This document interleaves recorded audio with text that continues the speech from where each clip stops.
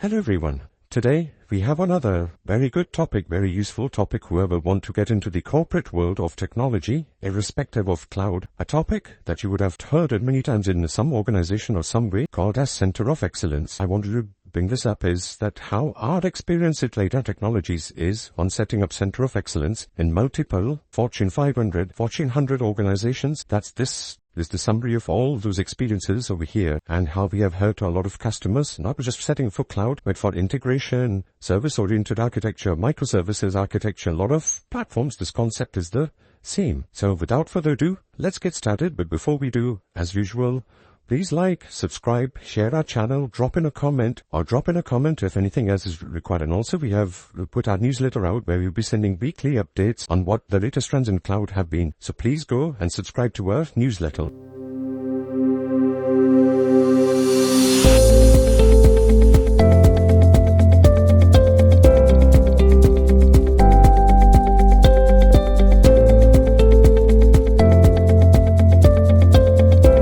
So wanted to provide what exactly is a Center of Excellence, how people have defined it. So one person, John Strickler, what he has said is a team of people that promotes collaboration and use of best practices around a specific focus area to drive business results. Mark George, what he has defined it as a team that provides leadership, evangelization, best practices, research, support, and or training for a focus area. A Center of Excellence may also be aimed at revitalizing stalled initiatives. And the third one is Center of Excellence assimilates and promotes best practices, knowledge, and leading-edge solutions in the area of cloud and any technology irrespective of that. But cloud could be one, EAI, microservice, whatever you could put this framework towards. Center of Excellence introduces rigor and discipline across various technology initiatives and success for building skills and competency to sustain successful execution of increasingly complex initiatives. If you are working in a corporate environment, you would have heard a lot of these terms called Center of Excellence,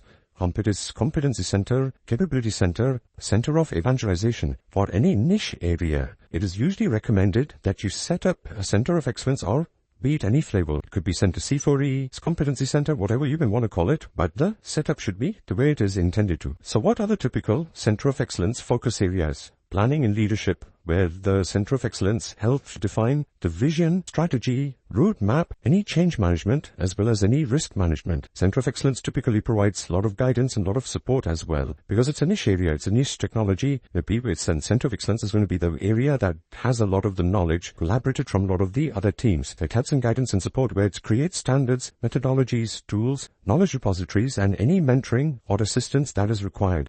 It facilitates shared learning. That is, it helps in education, training, promoting certification, because certification is very important for at least for the teams to kind of get a validation of that the learning is correct for the product vendor's requirement. Measurement, it helps in measuring. The Center of Excellence ability to demonstrate delivery of results through that justifies the creation of the resources. Asset management, that is any portfolio or any resource management. It essentially acts as a service librarian as well. Whatever, say an application is working on certain technology in say cloud for that example. That is where the Center of Excellence job is to work with the application team, get the documentation, what they have created, bring it as part of the Center of Excellence and document it so that subsequent teams or other teams can benefit from the work of the application teams. It's like a hub and spoke model that is out there. Governance.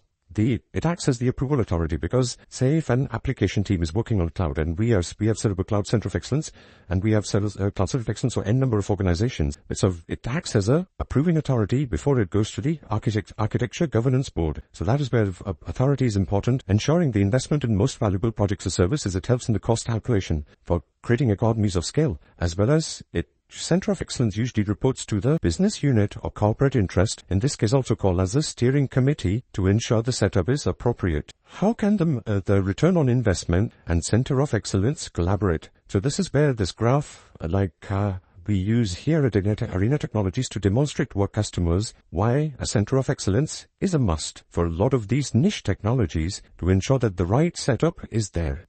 So this is where you see where a company that is example company A and B, like if a company A that doesn't have a Center of Excellence, how the return on investment with time is going to be, as you could see it in the red light that the investment is going to produce subsequently with time, while some organization that has set up Center of Excellence for company B, how the investments are going to pay off well, if they have a center of excellence in place, it will save a lot of money.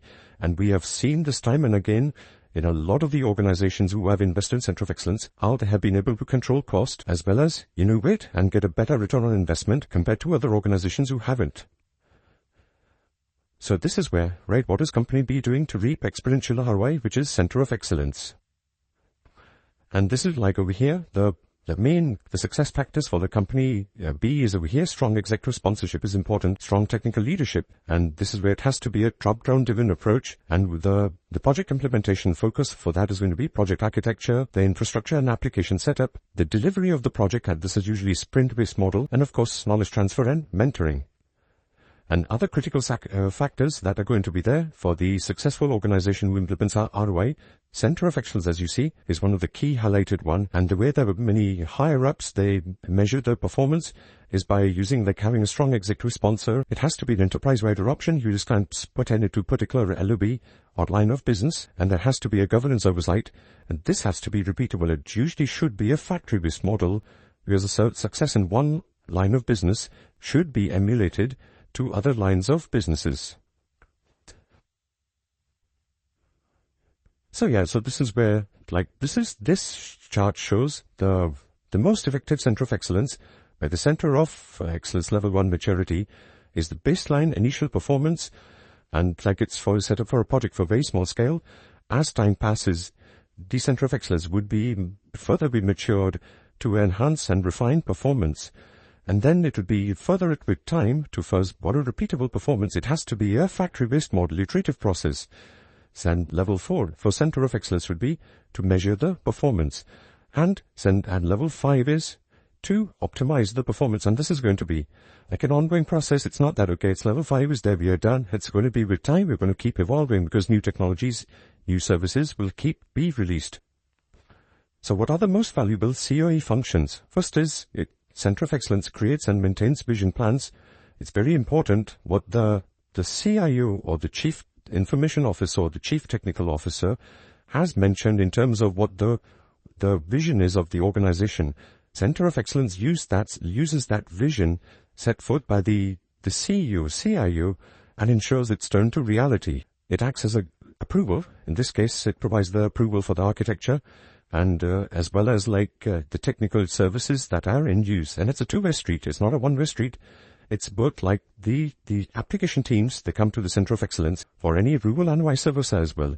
Whatever good work the application team has done, Center of Excellence brings it as part of the new pattern that should be used by other team members as well.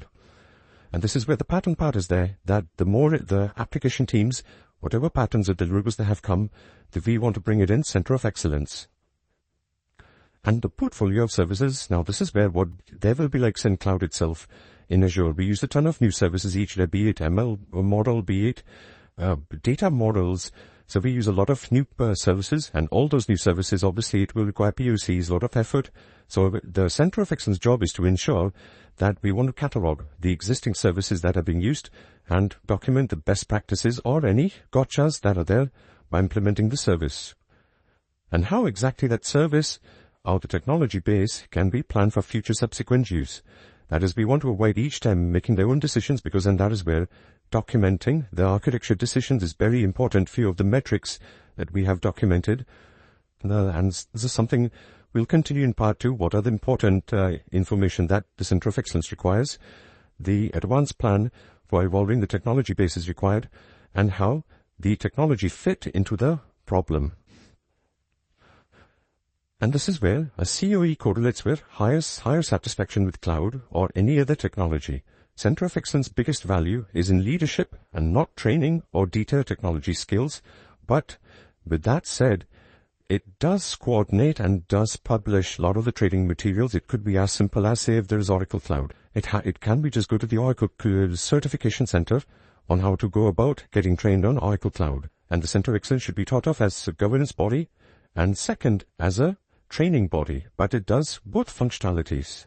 So what are the typical Center of Excellence models? This is where the centralized model is very important, right? Where the Center of Excellence is like a service center. Now go over details in each topic. The second one is distributed model, where a support center is required. The third one is a highly distributed model with the steering group, and this is the model that we have set up in a lot of organizations. And the Center of Excellence is an evolving model. It's not like a hard-coded or a fixed model. So that is where it continuously is evolving based on the feedback of multiple teams, because it's an evolution. It's like with time everybody will be evolving, and the Center of Excellence will be adapting to that communication. Now this diagram, it shows the centralized model, where if you see there is a customer, and the customer, it interacts with the corporate IT support, and like there are other team members as well that work with the support team here. Now this is where you could see the list of the things that the corporate IT support does. That is, it does first tier support. The other IT groups, they work on the other support aspect, that is the administration of the database, the architecture of the data layer, any network architecture or system administration, or other SMEs that are needed. Also, SMEs are subject matter experts as needed. And the corporate IT support and other IT groups, they will be working towards setting up a service center. And service center, what is it responsible for? Best practices and standards, environment setup and management, implementation, second tier support, and also it will, based on this much knowledge, it will be consulting, supporting to set up the vision, value, strategy. So this is one service center. Then this is where more organizations will see that there would be development teams who would be working on the application development. There would be the senior level IT steering committee who will be contributing, and these are usually the directors, the VPs, who will be coming from their particular business requirement to provide the target domains and high-level value proposition, as well as ensure that the vision, value, strategy is understood by everybody, as well as people adhere to it. And if I see there is an enterprise architecture group, and this is where I was saying it's also called Architecture Review Board or other names in other organizations, but their intent is they are responsible for the architecture, and it could be process, data, and system. And business is important because IT is a cost center usually, where business will be the one funding and providing the requirements. So business will be the one providing the requirements, business processes. They are the subject matter experts, they have the domain knowledge, and they will help define the vision, value, strategy based on what the customer requires. So that is where I was reading, I was actually on a good quote, that if you see a lot of these successful organizations, be it Google, Microsoft, they have a ton of products, and it could be that one product was more technically advanced or better than the other one. But the reason why that other product may have been is currently there and the one that was technically advanced is not there, is because the other product was more liked by a customer. So it all comes down to the customer requirement. And lastly, there is a central PMO who is going to be responsible for implementation, planning and management, and program or project management and setting the roadmap. And in nowadays, EMOs will be for the Scrum team, Kanban team, however model that your organization has adopted, they will be working. And these all, they will be forming the matrix team. And this is where, this is going to be the center of excellence, where the matrix team, if you should see, it is going to be working on that. So this is the centralized model setup, where the service center is going to be responsible for best practices and standards, environment setup and management, implementation, second level technology support. It will be growing to keep up with demand, and the Center of Excellence will be operating as a service center across all business units. So I hope this diagram or the centralized model provides one way of setting up Center of Excellence in a few organizations. So now let's go to the other model, which is the distributed model. This one is the same as well. Like if I put it here, the distributed model, if you see that it is not, when I say it is the same, compared to the centralized model, if you see that the customer IT support and other IT groups, they form the service center, while in the distributed one differentiation is the customer IT support and other IT groups, they will also be funneling the inputs to the development teams. That is a distributed model that has been very popular in a lot of organizations compared to the centralized model. So because whatever work that is done by these two teams, the development teams have to ensure that they are kind of incorporating in the practice. And a lot of the other teams are the other things are a lot of similar, where the tasks are similar. There is matrix team set up, and that comprises of, and again, matrix team here is the Center of Excellence that will be forming with the development team who are responsible for the implementation, as well as the second tier support. As Netflix says, you code it and you own it. And that is sometimes also called as the SRE, Site Reliability Engineer model. And like there is steering level, IT steering committee that are responsible for identifying target domain, high-level value proposition, vision, value strategy, and that the other teams are there. I won't go over each one because the functionalities are the same. That is of support center, PMO, business, enterprise architecture group. So what is a distributed model compared with the centralized model? It is obviously taught centralized. It is responsible for the standards and best practices. In this case, again, environment setup and management. The distributed model will be maintaining the core team of architects and specialists to assign to projects. It scales better than the service center model. And also, it will be helping in implementing, and second-tier technology support is performed by the application team. So a few differences compared to the centralized Center of Excellence setup model. Now, this is the model, which is the highly distributed model, is where a lot of organizations have been using, especially larger organizations, the highly distributed model. And like we see over here, one of the differentiating points is the support. Corporate IT support and other IT groups, they will be funneling into the business unit or dev teams based on the line of business compared to the application teams. And this is where like the business unit dev teams, what are they responsible for? They are responsible for architecture, environment setup and management, implementation to ensure the setup is done right, and of course the second tier support, SRE support, and other flavors of support that are the post-production. Another differentiator is steering group, which you would have seen in the previous distribution of the centralized model, is that the steering group will, like we're working with the business or unit dev teams to ensure the right set vision is executed. And that's where it is. They're responsible for the best practices and standards, and they will be constantly consulted on the technology mentoring as well as the vision value strategy. Now, the steering level or IT steering committee, now this one is a little different. Where steering level or IT steering committee is mostly the people or the director, VPs, as I said. They are responsible for identifying the target domains and high-level business proposition in case of an argument, or let me say a discussion where there are two sides, where one side says something and the other side also has another valid point. This is where a lot of it acts as an arbitrator and helps facilitate the way forward for an organization. That is where this is formed by a lot of the VPs, directors, who help steer, and that's why the name steering committee. Likewise, that the business unit now doesn't change, PMO doesn't change, the business unit doesn't change, enterprise architecture doesn't change. And this is like a distributed model because the Center of Excellence, it comprises of those business unit dev teams along with these other teams as well. What the key points of highly distributed model? Of course, it's the least centralized. The steering group is one of the main decision points where it is responsible for standards and best practices, technology mentoring, as well as minimal staffing. Application teams provide self-sufficient support for a business unit. Now, this slide, I wanted to provide a comparison of the pros and cons of each Center of Excellence model, wherein for centralized model, the pros are it is easier to develop and enforce governance.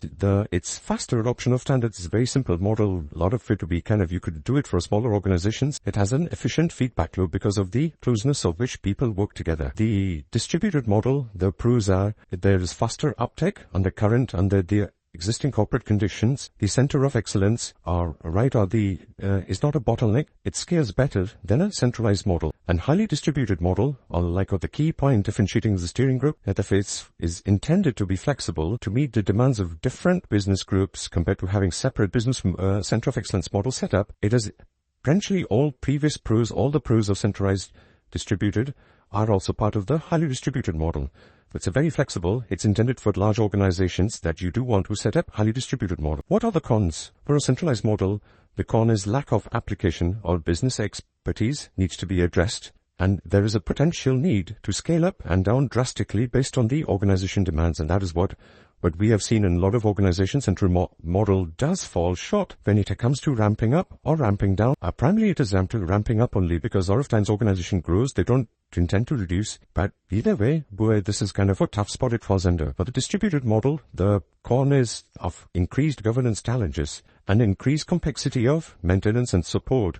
And because the way the key teams are structured in terms of lesser people compared to the other setup. And highly distributed model, it has the cons of the centralized model as well as a distributed model. And other than these cons, it's kind of a lot of organizations adapt to this model. At least that's what we have set up in a lot of organizations, and we think that at least it is a lot more successful compared to the centralized and distributed model. This slide shows the typical COE model characteristics where, the setting up guidelines, standard patterns, all three models, they are intended to do that.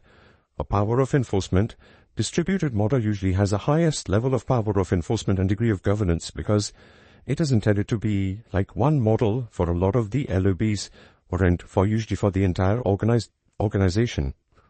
And the initial funding is usually high for distributed model because again it is a top-down model compared to the distributed and centralized. All three set up oversee the training and certification activities. The initial controller over infrastructure, the distributed is not intended to control infrastructure, while the highly distributed is not intended to control infrastructure. It is a separate team. It doesn't really get into nitty-gritty so much because of the one central team that supports the whole organization. While distributed and centralized, it may have control over initial infrastructure till the infrastructure team or any other team like B Cloud Engineering or whatever team have set up is mature to take it forward. Like the full-time staffing, all three are fully time staffed people. It is not recommended to have third-party people running your organization's best practices. Active participation in projects by providing resources. The highly distributed and distributed, they're a lean team. They're not intended to be like a project team where they have people on bench. But the centralized center of excellence sometimes can have people to share into the different project teams or application teams to help in the execution.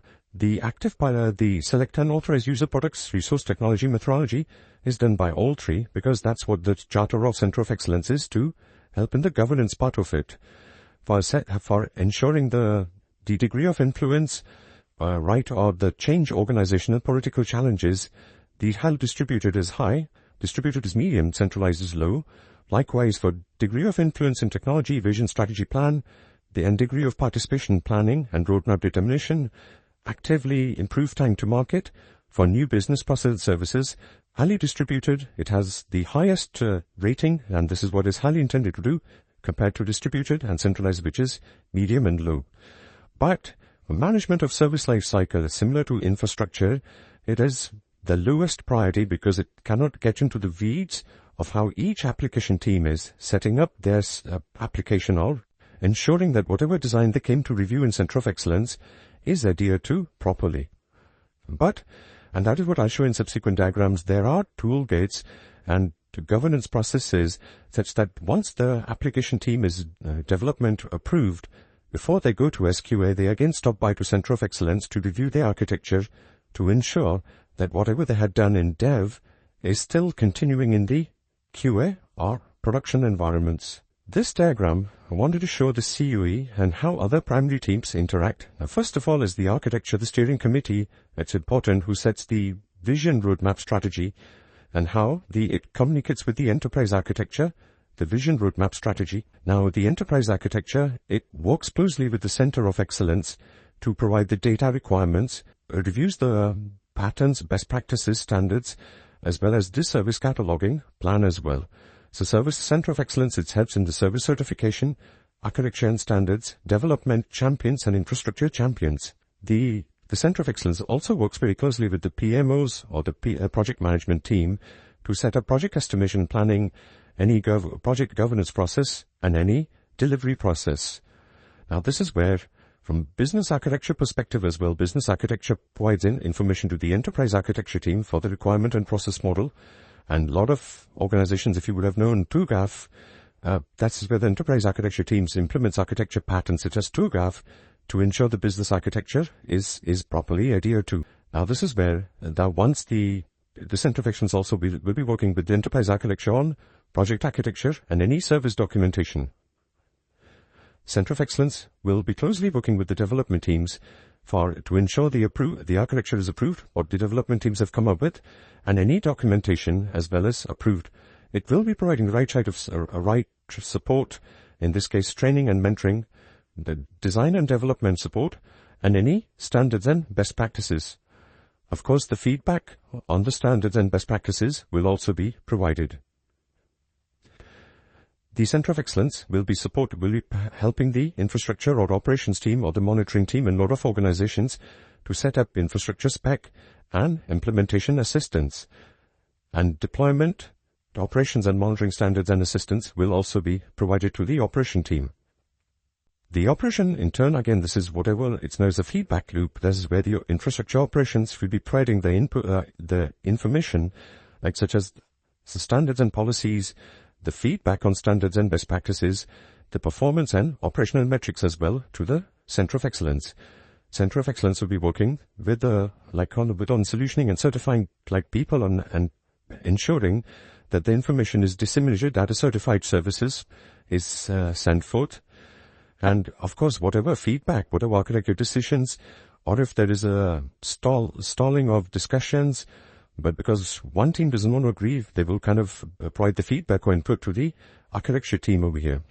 And this is where you see that the purple one, it provides the input, the green is the output, and the orange one, yellow one, it is very close collaboration. So I hope this diagram provides a good overview about the COE and other team's primary interaction for Center of Excellence. So this is a example Center of Excellence organization as part of enterprise architecture. This is one we had set up, so just to provide you the model where the Center of Excellence should report to the IT executives, what it could also be called a steering committee. And it also parallelly works with the technology governance lead. It may have the following team as part of its setup, which is the architecture and standards, and it comprises of the principal architect, the principal developer, the principal service architect, and any asset manager for the architecture and standards. The Center of Excellence may also have technology champions. In this case, it could be an architect champion who is championing new technologies pertaining to that, because if you're setting a cloud Center of Excellence, there could be like a serverless technology champion, or there could be a microservices technology champion, right? So their cloud is pretty big, so which is where you could see there are a lot of technology champions that could be part of the this Center of Excellence, which is in this case it is the architect, developer, and infrastructure.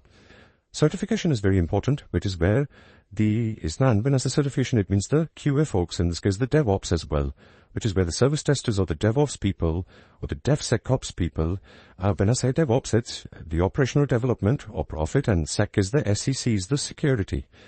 And that's what it is going to be fitting in. Now, I just wanted to mention that multiple roles may be filled by the same person.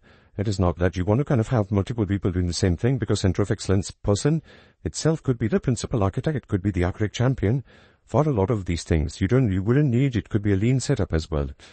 And the initial roles, staffing of some roles, could be filled on rotational basis of existing dev and operation staff, and technologies to be leveraged to partially staff and jumpstart COE, and detailed individual roles, responsibilities, and required services are provided on the later slides. So what does the technology governance lead do? It supports the technology adoption, helps in the project delivery process and governance approach, incorporation of integration governance with overall IT governance, project planning, and management assistance. What does the architecture and standards team does? It helps in the vision and strategy, overall the platform architecture, any standards and best practices, validating and approving of the architecture, as project and service architecture and the documentation review, any catalog or service management, lifecycle management, specifically through API or the GraphQL as well. It will be the one reviewing it. And share any reference implementations done by other teams, sample architecture diagrams. How the other team should go about creating those will be set up by the architecture and standards team. What is the technology champion team task going to be responsible for? They're going to be responsible for infrastructure design and implementation assistance, any architecture design, implementation, operations and monitoring, mentoring, standards and best practices mentoring, and implementation assistance. So what are the standards and best practices considerations? Enterprise standards and best practices are good, but laying them out involves time and money. Because of it, sometimes the best approach is to evolve these in parallel with each project delivered and fund as parts of each project. So this way, the setup itself pays for it, you providing a tangible return on investment. So this is what we usually recommend, just to have a lean Center of Excellence to start off, to ensure that whatever cost savings are achieved by saving on a lot of the frustration by the app team, because they could always reach out to the Center of Excellence for any guidance or mentoring, it will help further pay for the funding of the Center of Excellence. So another example, compared to the previous slide, if you see, this is another setup that how we have done, where with the COE team roles, likewise, it's usually a top-down approach. There is an executive sponsor. There is a lead in this case, the COE lead. The COE lead will be managing the operation on a daily basis, ensuring the ROI in performance metrics are measured, and it will communicate and success to sponsor and stakeholders. Now, this is where the architecture and standards, the BPM, business process management, operations infrastructure, as well as development support and virtual SMEs will be under the COE lead, and also the technology adoption roadmap capabilities. I won't go over each one, right, because you can read for yourself. A lot of this is going to be in the blog. The tasks are repeating from the previous one, where what is the task of indeed architecture standards, DPM, operations and infrastructure, as well as the supporting of the initiative for the training aspect of it. This is another example of a Cloud Center of Excellence team role, where there's a Center of Excellence lead, and it's given that there is an executive sponsor. I didn't want to put it here, because just to, it is kind of implied at this point now. Where there's, again, and the Center of Excellence the tasks are just the similar tasks where it provides day-to-day operations, health measure, the return on investment and performance metrics, and communicates, like on a weekly basis or bi-weekly basis, the successes to sponsor and stakeholders. In this case, it's the steering committee. It has the following bodies again: architecture and standards, the infrastructure and operation, and development and testing for any new POCs. The architecture and standards it's the kind of the similar, where indeed it will be working, this body will be working with the project management office to define the overall project and governance methodology, working with the enterprise architecture team. It will be cataloging the service portfolio, establishing the reference architecture, and it could be the app teams have their own architecture. Or it could do is wrap it up and provide the reference of the existing applications in the CCOE pages. So a lot of these other tasks are there, and then infrastructure and operations is similar, like define the implementation of standard infrastructure, be it for cloud. Again, this is nothing specific for cloud. You could put it for cloud, microservice, or any technology pattern or Center of Excellence, cloud, EAI, SOA. And there are different bodies, standards, like we were working for a retail company, and there's an art specification that the retail company adheres to. So that is where you would want Center of Excellence to ensure it is well read on the art specification. And the art stands for retail technology. I can't remember the acronym, but you could Google it and check it out. And there are these different environments, the setup of those as well. Infrastructure as a code is going to be very important for the setup, and the CI/CD pipelines as well. For the development test, likewise, it is going to be implementing infrastructure services.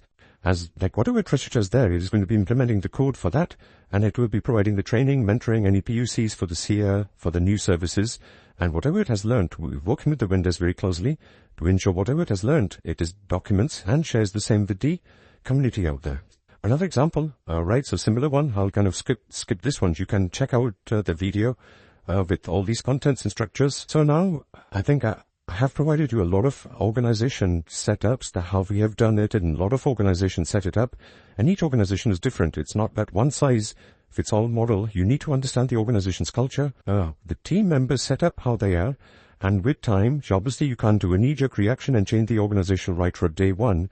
And this is where this is why to make it successful, it has to be a top-down driven approach, usually driven by the CIO, CEO, or CTO for that matter, and the serious steering committee has to tell the teams to come to Center of Excellence to ensure they are well supported and they have all the information to ensure the architecture is the right architecture. Now, a few metrics on how you can go about measuring success. First is the service interface development metrics, because what is the cost and time to build like if Center of Excellence was not there? What is the cost to adapt, cost to modify? What is the defect rate? The defect rates should have been reduced going forward. What is the reuse rate, the demand forecast, and retirement rate? Obviously, the product won't be there for the foreseeable future, but whatever products are created, they are kind of designed to be at least for a good 5 to 10 years. The operations and support metrics, what is the incident response time, the resolution time, % problem solved, the metadata completeness and quality, the performance requirements, and this is where I'll continue in the next video, how you can have the different metrics and the things you require and the non-functional requirements, which is the service availability, the first-time release accuracy, and these all metrics will be defined in your architecture. Likewise, the third one is going to be management metrics to ensure that, the right application portfolio is provided, the number of interfaces and services we gather the information, the project statistics, based on these success rate, the timelines being met, all those are part of the metric calculation.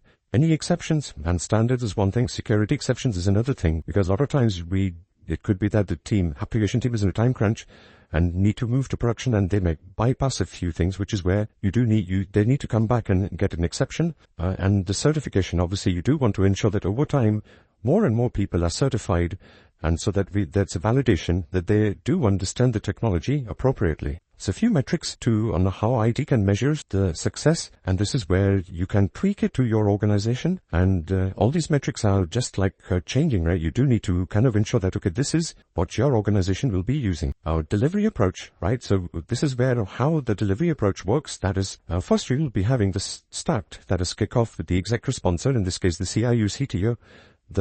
They will lead to the Center of Excellence, will need to understand the current and future landscape, and this is where the milestones are going to be important. The architecture assessment, if it's an existing application that needs to be conducted, or even if not an existing one, if a new architecture is there, what architecture the app teams have come up with, they have to review to provide the right architecture. And once the architecture is done, the architecture report will be provided, and this is part of the CEO findings out here. And this is where, once it's done, the technical foundation and priorities and deliverables will be created. In terms of the gaps, there will be a plan to deliver a technical foundation. And this is where the technical foundation plan is. It's going to be executed and created, or it could be in a document template, but usually their technical foundation would comprise of the architecture, the development, any infrastructure and operations, as well as any common services or utilities. A few examples of common services are like logging, exception handling. For Kubernetes, for microservices, it could be a sidecar pattern. So a lot of those would be part of the common services, and you should consider a plan for common services, because you don't want to start repeating the services across your application. And once the technical foundation priorities are used, there will be a COE quick start that will be set up, and the COE is also going to be helping to ensure that the non-technical or the non-functional requirements are adhered to. And in this case, the non-functional requirements could be coming from the organization, from the organization perspective, the process perspective, governance, the COE definition, that everybody understands the strategy as well as the high-level project plan. And once the COE review is done, the next thing is going to be to follow on the work. In this case, it's to be decided, and any additional deliverable that would be there as part of the delivery approach. So I hope this provides understanding on, like, okay, this is going to be the tasks that are going to be completed by customer, which is the green one.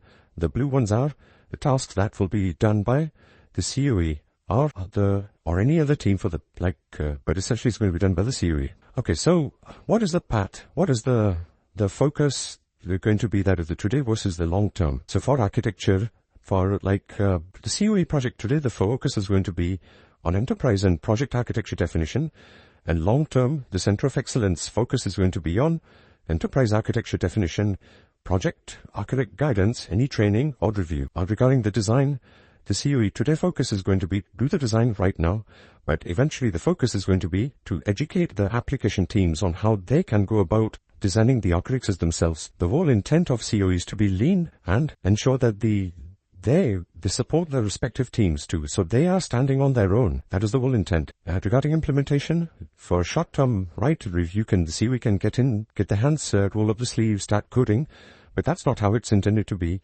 While the enterprise focus would be to teach and educate them on how they can go about implementing the requirement. Likewise for operation, it is assist a new technology deployed. Operation is the short term, is a project focus, but the enterprise focus is going to be to ensure that whatever technology is done in one project, it can be the organizational. So you need to have a higher vision. The technology best practices for project focus, obviously it's a POC, it's the first initiative. You need to plan the learning curve, but whatever learning curve is climbed, or whatever learning has been got from the POC, you share that knowledge, and this is where you need to document, train, and educate and disseminate these patterns to other teams as well. Governance, for the project focus, you just put the project to the governance for that particular project, while for the enterprise, you do need to consider different LOBs, different politics, different culture in the organization, and ensure the best practices are followed. Regarding repository, the short term will be you can contribute the services and design patterns, but in the long term, you do want to have GitOps in place and ensure that the common setup and repository doesn't need to be GitOps. It could be any repository for that matter. But the intent is the similar. That is, you have services and design patterns that are entered. What is you would have heard a lot of from, like in the E3, you would have heard, right? So what is the E strategy? And this is where what we like to mention at Arina Technologies is to evangelize. That is, you keep positioning and laying strategy for the next steps, keep evolving. You have to adapt to accommodate, right? It's like a circular cycle where you have to keep evolving for the application teams. You have to enforce. Without governance and without applications following your guidelines, and this is where the steering committee will be really enforcing that, you will not have the CEO yet to be successful. You need to escalate when necessary. You just can't be ensuring everybody's happy, but when some people don't listen, you should be escalating. And of course, any other consideration we need to consider. Now, when we say evangelize, what do we really mean? The first T, that is the business discovery, have iterative sessions with the relationship directors and any key stakeholders, leverage any orchestration you need to do. You need to be thinking out of the box, because with technology, there are new services every day. You need to be constantly educating yourself. You need to define the ideal state, have innovative solutions, and continuously think how you can better architect or how the solution can be better adopted. And as we say, at least in cloud, you do need to have a frugal mindset. You can't be of the same mindset as on-prem, or I have already procured the infrastructure. Now I don't need to worry about using certain things. That's not the way how cloud works, and you will not be successful if you go with that mindset. You need to have a new paradigm, especially for eventing and real-time. You need to understand these architecture patterns to be able to set up the right architecture. And for evolving, right, as we evolve, you do need to do proof of concepts. To ensure the services work as they are documented. The common services like common logging, exception handling, that's the CLE, that should be part of the common services documentation. So ensure that you are documenting all these services. They should be reusable.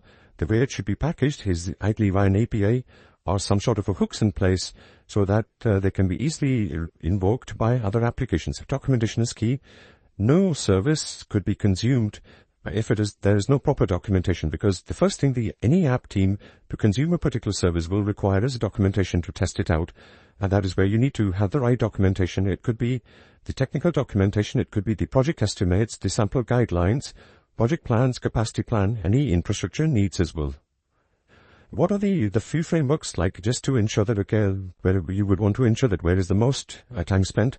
It is usually on the infrastructure monitoring. There is operation as well as monitoring. And what are the things you can do to expedite delivery? And few of the things from the evolve is the procurement, infrastructure automation. This is where infrastructure as a code comes in. All right, you want to have all these part like installation, HA, fault tolerance, disaster recovery, everything like scripted. You want to stream not only streamline operations, but also help any of the setup. Now, this is where you want to have like any monitoring. In this case, it could be any product monitoring or any integration with any other system. Enforcement is very important. That is where the best practice and standards guidelines have to be published. You do want to have weekly or bi-weekly COE meetings with the community, where they understand, they are educated on the governance process, which is where enforcement is going to be key. You will want to send out the meeting minutes at the end so that people who are not able to attend those Center of Excellence meetings, they are aware of what have you approved, what guidelines, best practices you're sending. And also later on, it usually, meeting minutes, it helps to ensure that there is no confusion, because it could be that what you are saying is misinterpreted by somebody else. So that is where for solution, you want to have the architecture sign-off, you want to have a design sign-off, as well as performance tuning sign-off. There has to be proper governance for version control, and any Jira for bug tracking reporting, or any other tool for your choice, what your organization uses. Escalate, feel free to escalate, but obviously you need to have your relationships in mind. You need to work closely with developers, with other team members, so don't burn your bridges, but do escalate in case things are not able to move forward. So it's very important. And like each project will have some funding or infrastructure development activities. So this is where you need to see what is the COE input on this. And oftentimes it's a good idea for COE to set direction or even owning the funding or infrastructure of deployment activities. So other considerations for the E strategy, as you would have saw, the evolve and other aspects, the evangelize aspects, that is the enterprise standards and best practices is good, but laying them out involves time and money, which is where the COE, is not going to be getting the same information again, but whatever information it has, it should absorb it and eventually disseminate to the team members, thus ensuring the right setup is there once and for all. And sometimes the best approach is to evolve these in parallel with each project delivered. This way standards and best practices are paid for as part of a project yielding tangible ROI. With this, I hope you would have got a good detailed understanding of Center of Excellence. This can be also applied to cloud and how other organizations have done it. So with this, please like, subscribe and share our channel. And in the next video, what I'll do is I'll share a few artifacts that are required as part of Cloud Center of Excellence. And this would be part of the non-functional requirement, the governance setup, and we'll go over those part as well, how we can go about it.